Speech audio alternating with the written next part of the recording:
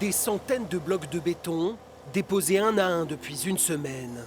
Un mur qui se dresse entre cette ligne de chemin de fer et le camp de migrants de Lone Plage.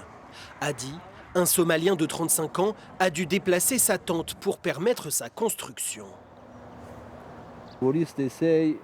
La police nous a dit qu'on ne pouvait pas rester de l'autre côté du mur.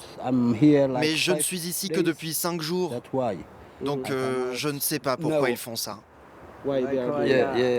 Selon la préfecture du Nord qui pilote les travaux, ce mur est construit à la demande du grand port maritime de Dunkerque. Objectif, sécuriser la voie ferrée sur laquelle des trains de marchandises circulent quotidiennement, ce que nous confirme ce jeune Afghan. C'est bien car personne ne peut franchir ce mur et risquer de mourir.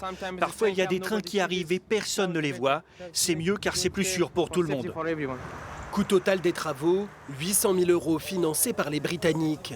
Mais pour les associations, cet argent aurait pu permettre d'améliorer l'accueil humanitaire des exilés.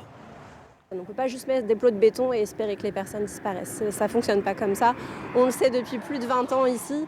Il faut que l'État prenne les choses en main et ait une vraie stratégie d'accueil, pas juste de la sécurisation et pas d'action derrière.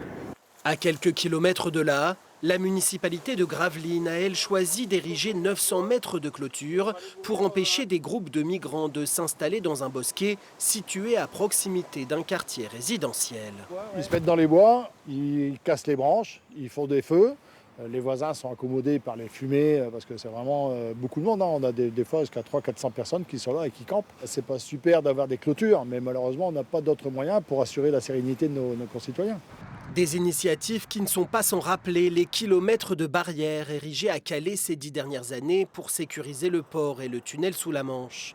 À Lone Plage, le mur fera près d'1,5 km quand sa construction s'achèvera à la fin du mois.